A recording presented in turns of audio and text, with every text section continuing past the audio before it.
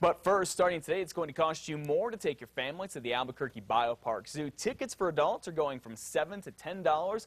For kids and seniors, and all costs $4.50. That's up for $3. And an annual family pass is going up from $79 to $99.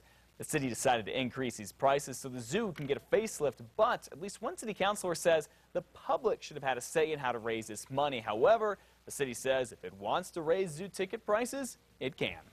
This is a standard practice. This is nothing unusual, nothing that hasn't been done in the past. The other key thing for viewers to understand is that we haven't raised the rates at the zoo for a significant number of years. Now, technically, the money from the zoo's tickets goes into the city's general fund. Then the city council decides what to do with it. Albuquerque City Councilors will vote again this week to put the Paseo project on the November ballot.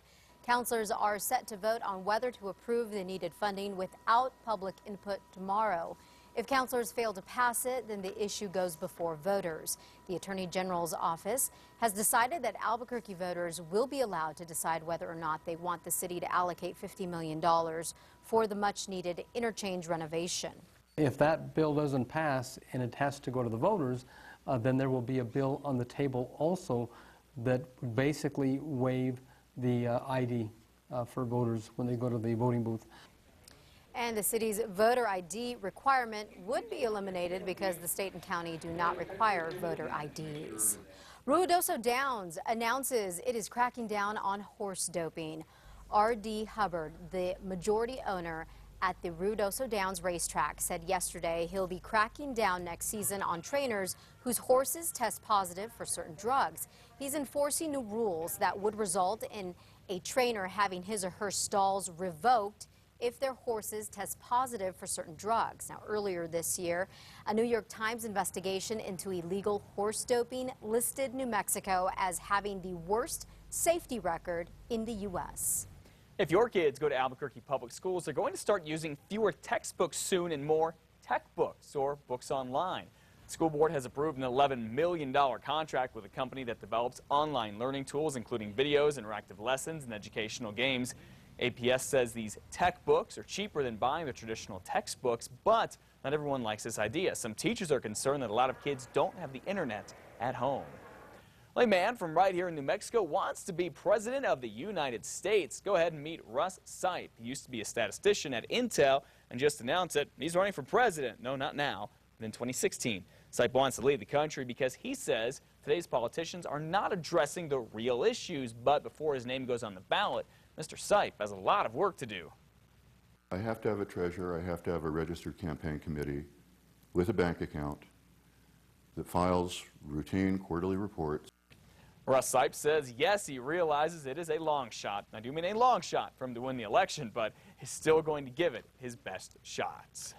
Well, finally, it is a start to a football season that Lobo fans can howl about. A win for the Lobos. They dominated over the Southern University Jaguars on Saturday, and some say it's an indication of what they will bring this season. Our News 13's David Romero is live in the Newsplex with fan reaction. Hey, David. Good morning, Elizabeth. Now, the old saying here is everyone's a Lobo. The majority of fans we spoke with say they never forgot that. But it's been evident in the Bears' stands through the last 3 losing seasons that there wasn't much to celebrate.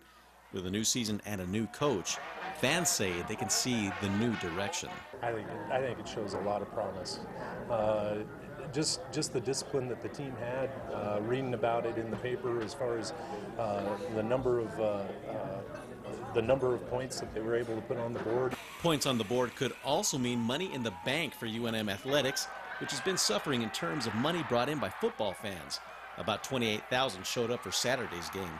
More performances like Saturday's could also be good news for Lobo apparel dealers. You know, we're going to make sure that there's enough out there for the fans to get. If there's continued success, we'll probably add more. But we do have a good supply of football gear right now. New Mexico Look has been no stranger to demand for Lobo gear in good times and bad. With the mild flood of fans that came in over the weekend, store managers said they heard a lot of excitement. A lot of that coming from 5 of the 9 touchdowns being scored by freshmen, and even a 98-yard touchdown from a kickoff return. The fans are very, very rejuvenated. You know, I think as long as they get things straight in the classroom and, you know, with the organization, you know, it'll be a lot easier to support them. We've been there last year. it's mainly, you know, scheduling and family issues that keep us from going, but otherwise, I'm a Lobo fan. Now the fun is just beginning. The Lobos will take on 15th ranked Texas in Texas this weekend. Elizabeth, back to you. Keeping our fingers crossed they win. All right, David, thank you. By the way, the Lobos won't be back home until the end of this month when they take on Boise State, which is ranked 24th.